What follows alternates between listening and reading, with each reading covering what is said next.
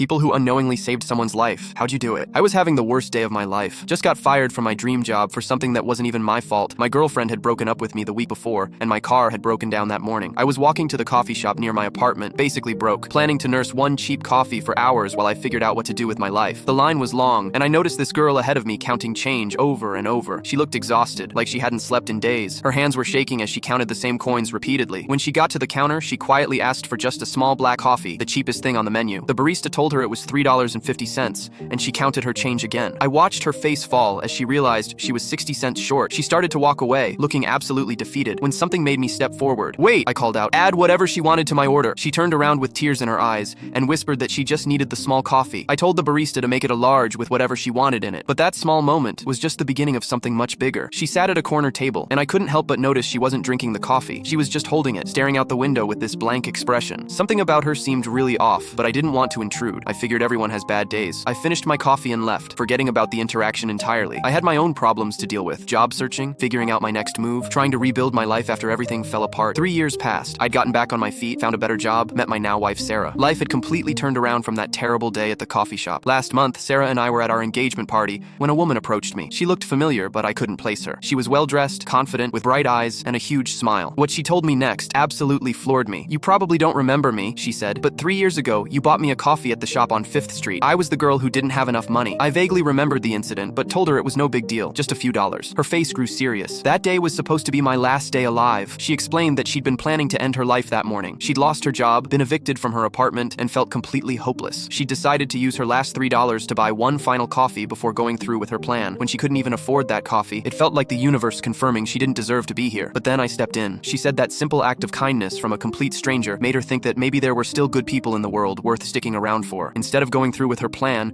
she spent that day in the coffee shop, holding that warm cup, and decided to give life one more chance. She called a crisis hotline, got help, and slowly started rebuilding. She told me she'd graduated college the year before, just got promoted to manager at a nonprofit that helps people in crisis, and was engaged to an amazing man she met in therapy. She'd been looking for me for 3 years to say thank you. I stood there, completely speechless. This successful, radiant woman was telling me that a $4 coffee had saved her life. I had no idea that while I was having the worst day of my life, someone else was having what almost became their last day. She handed me a card. It was an invitation to her wedding next month. She said she couldn't get married without thanking the stranger who reminded her that kindness still exists when she needed it most. At her wedding, I gave a toast about how sometimes we save each other without even knowing it, how the smallest acts of kindness can have the biggest impacts, how that $4 coffee taught me that even on our worst days, we might be someone else's answered prayer. She's now a crisis counselor who's helped dozens of people through their darkest moments, all because one stranger bought her a coffee when she needed hope more than caffeine. I still buy extra coffees for people short on change. You never know who needs saving.